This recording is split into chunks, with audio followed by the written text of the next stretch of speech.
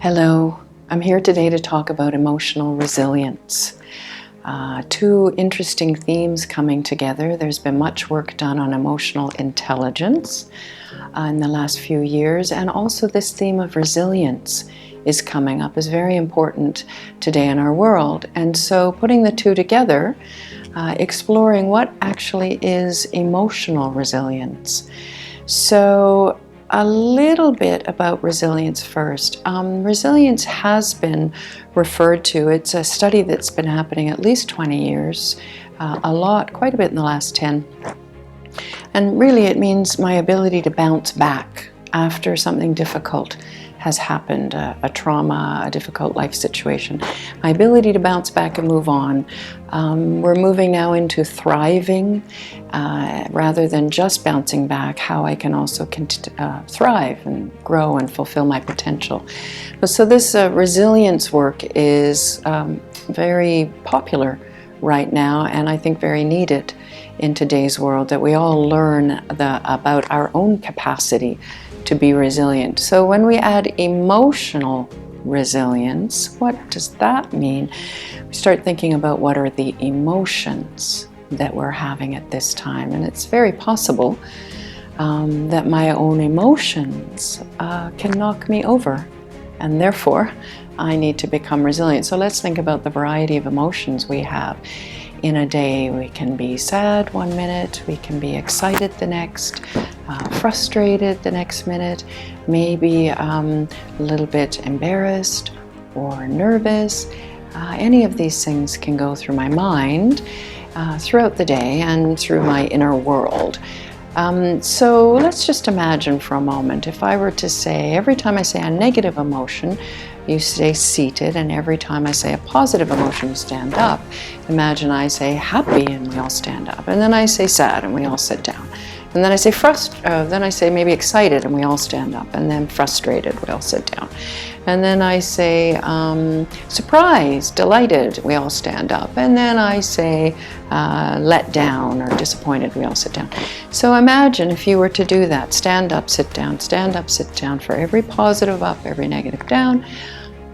By the end of the day, what would happen? I'd be exhausted.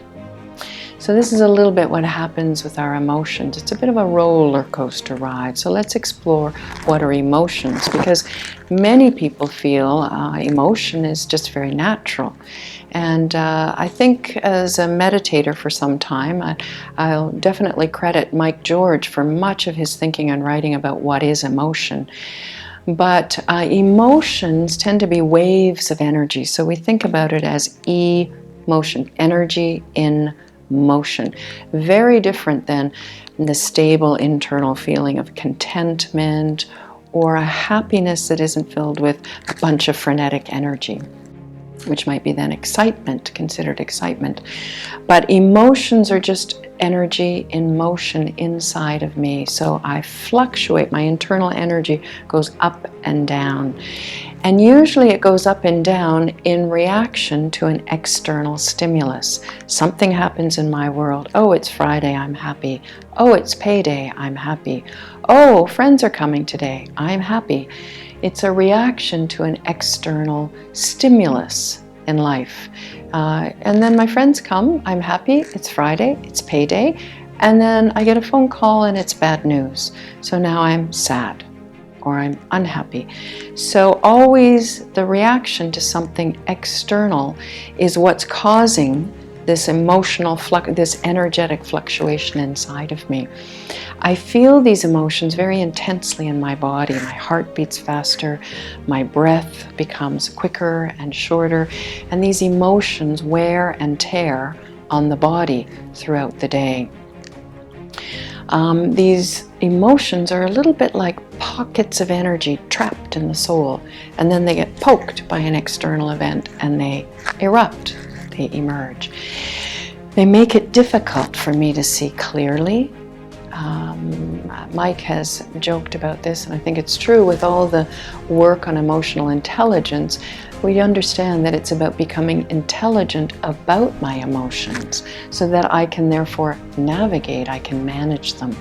But we do know that we are least intelligent probably, or my intelligence is not functioning when I am highly emotional.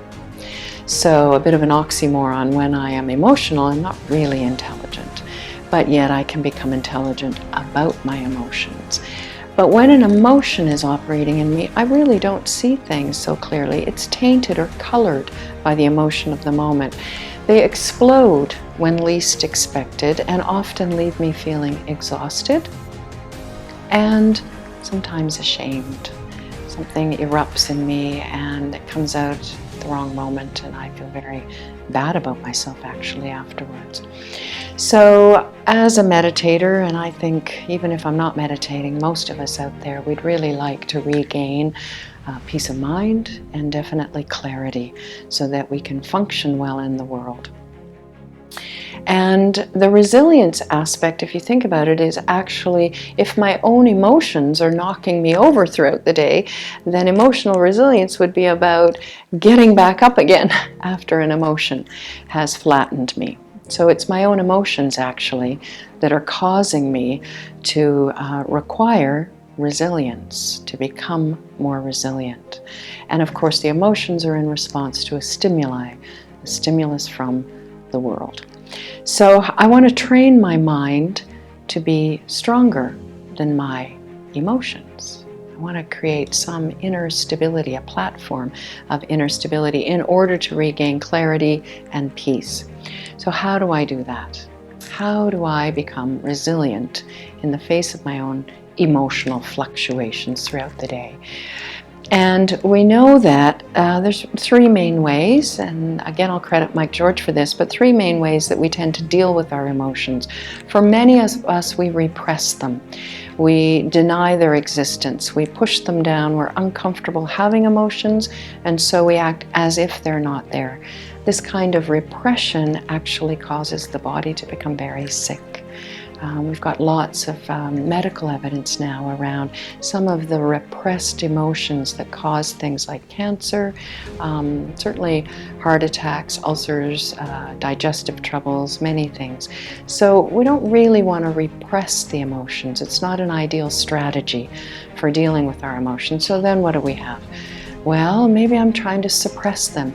Maybe I'm trying throughout the day to keep a tight grip on my emotions, keep them in control so that they don't blow up when least expected. But of course we know what happens.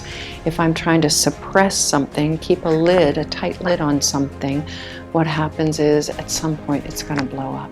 And usually, unfortunately, that blowing up happens when I least want it to, in a meeting with my boss, with a loved one, and I say something that then hurts and becomes part of our relationship year after year after year. So unfortunately, suppression is not an ideal strategy. But then if I want to express these emotions, many people say, well, it's healthy to express your emotions. And I would say, I think initially, especially if I have repressed something, then expressing it so that at least I know it's there is very helpful.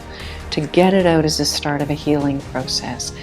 But after that, to continue to express emotion, the big waves of emotion that come in me, it reinforces it. So we know in the brain that every time I have a thought in response to an emotion, that the neurons in the brain fire together and then they wire together over time. So what happens is I'm reinforcing that emotional response until it becomes a pattern in the brain and a habit for the soul.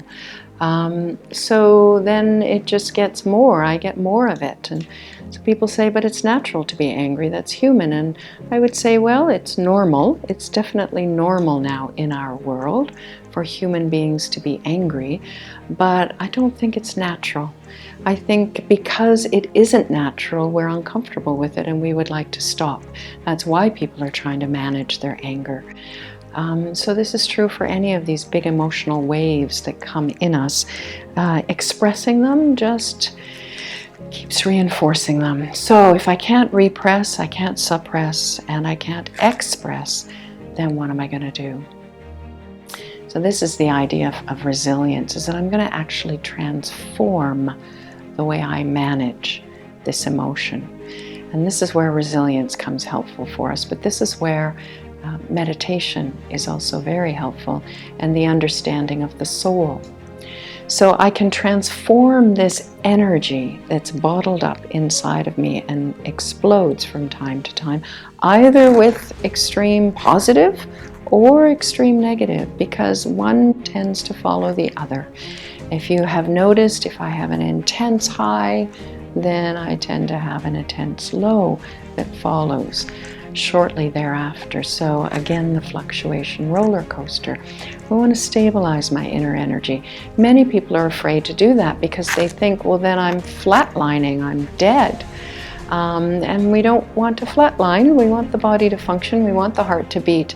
But internally, I think, for me, I have found life much more enjoyable at a high level of stable, positive energy. It means I'm pretty much always happy, but not in response to an external stimulus. I'm happy because I am caring for my core. So this idea about tapping into the core energy of me is something we learn in the Brahma Kumaris, and it's about being soul conscious. So I'd like to explore this for a moment. Many of us live life at the surface level. We live at the level of body, we live at the level of bodily sensations, we live at the surface of position, profession. I'm busy all day in the activity of my life, the activity of my profession, the activity of my relationships, my responsibilities, my duties. And at this level, thinking about myself at that level, there's a lot of change throughout the day. In fact, it's kind of like the surface level of the ocean, where there's a lot of activity, waves, crashing, movement.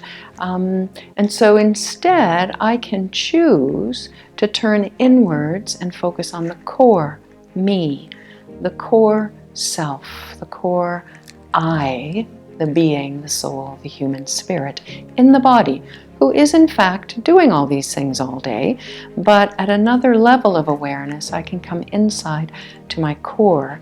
And my core energy, we call the soul, the spirit, the being. It's the depth of human consciousness. In the core, it is very still and very silent. And much like the ocean at the depth, there's not much movement there. So while a tsunami may occur at the surface of the ocean, at the bottom, it is still and untouched. This is the transformation required for resilience. I take all that emotional energy and I pull inwards to the depth of myself. And the energy then becomes very focused and very still. Accessing this core reservoir of spiritual energy in the soul stabilizes me. It's actually deeper and more sustainable than emotional energy, which is occurring at the surface of my experience. Understanding and accessing this energy is actually the key to emotional resilience. So I bounce back quicker from my own emotions. And what happens over time is I find that I'm fluctuating less. That actually by accessing this core energy, I'm stabilizing myself in a very deep, satisfying, positive feeling. I feel my emotions and they're happening at the surface. They come as waves, but I can also feel the core of my being, which is very still, very silent, very beautiful. This is the pulse of the soul. And this is, in my opinion, at this time in the world, it requires some self-care, some attention to go in there, a few moments of silence a day, every day touching this experience inside of me. And for me at this point, looking around at the world the way it is, this type of self-care in the world at this time is no longer a luxury. It's actually a priority. Every day I need to do something to touch the core of my being and become resilient in the face of my own fluctuating energy. This is emotional resilience. Thank you.